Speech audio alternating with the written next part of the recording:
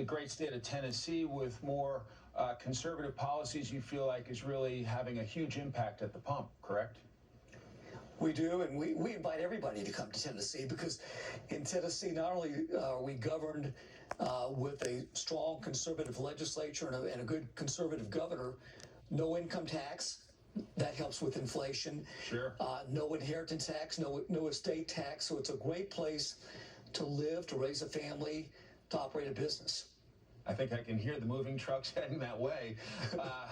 Meanwhile, the man in charge of the IRS predicts Americans could see their biggest tax refunds ever thanks to the big, beautiful bill, now law, that President Trump signed into law earlier this year. Take a listen to this. You're going to look at probably 94% plus of middle-class Americans getting a boost. You'll look at tax rates coming down and getting the benefit going forward. You see all our Social Security recipients can up to a $6,000 benefit. It'll be the biggest refunds that we've ever seen. You're on the Tax Writing Committee, Ways and Means. What would be the impact on our wallets and the broader economy? It's going to be huge. You know, I think about this, the one big, beautiful bill that we passed on July the 3rd, that President Trump signed into law January the 4th. It is going to help everybody at every single income level, because what it did is it lowered the tax rates for everybody. It permanently doubled the standard deduction so that 90% of the people who live in my district don't have to itemize. And think about this: no tax on tips, no tax on overtime. We gave that benefit to Social Security recipients. Everybody's going to see this in the first and second quarter of 2026. It's all about putting more money in people's pockets that they earned and that they deserve to spend or invest however they want to. It's going to be great for the economy. That could have a huge impact on the midterms if people feel it. Now, it was also a record-setting year for Congress, but some achievements were more dubious than others. The 119th Congress has the longest government shutdown in American history, dragging on for 43 painful days, and fewer than 40 bills were signed into law, a new low, a new modern era low. Plus, the House is on track to set a record for the most congressional retirements, with more than 10% of members announcing they will not return. Despite all that, some lawmakers are striking a more optimistic tone for the upcoming year. We need to recharge, and we need to go into 2026 with hope. I think Congress needs to get serious and start acting. Is morale among lawmakers on Capitol Hill down? You know what? The people that I work with, they're just focused on trying to do the right thing.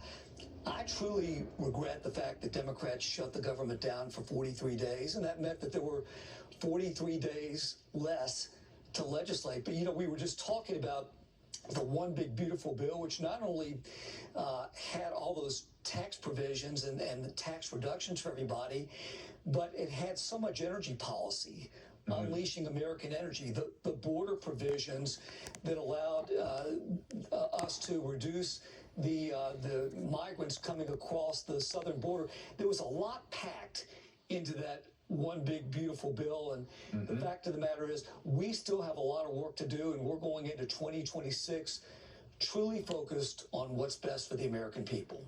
Back to the number of bills passed, analysis shows the first year of each of the past 4 new administrations has grown less and less productive. Former President Obama passed 112 bills in 2009 with party control of both the House and Senate, although the Democrats had larger margins back then than Republicans do now. Is part of the problem in passing legislation the fact that things are so polarized now and there are fewer deal makers left in Congress? You know, I think that between President Trump and Speaker Mike Johnson and Majority Leader John Thune, they have done a masterful job with the margins that we have both in the House and the Senate, and with President Trump's leadership. And, you know, again, we were elected in 2024 to get things done. And we talk about the rate of inflation coming down from when Joe Biden was president to now with President Trump and with Republican leadership both in the House and the Senate. the border, enforcing the border, which was a big reason that Donald Trump was elected. And you look at what's happening now at the southern border, and we've got control of the border. We've done what the American people have asked us to do, but the job isn't done. We've got a lot to do in 2026, and we're going to be laser focused on getting that job done. Congressman, I'm curious what's at the top of your list in 2026 to pass. Is there one big thing that you think could really have an impact if you get it done in 2026? Well, I think there's a lot. I guess the most pressing thing is that we've got to make sure that we get the government funded by January 30th. We all remember what happened on October the 1st with the government shutdown.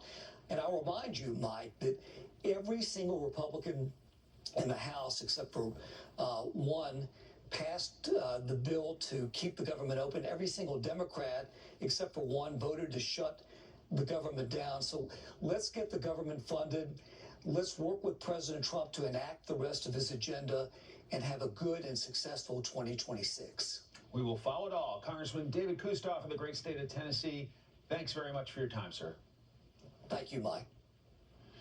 President Trump putting his endorsement power to the test for the midterms. Republicans up for re-election are hoping next year turns out to be a lot like last year. We won all 7 swing states, the popular vote. We won the election.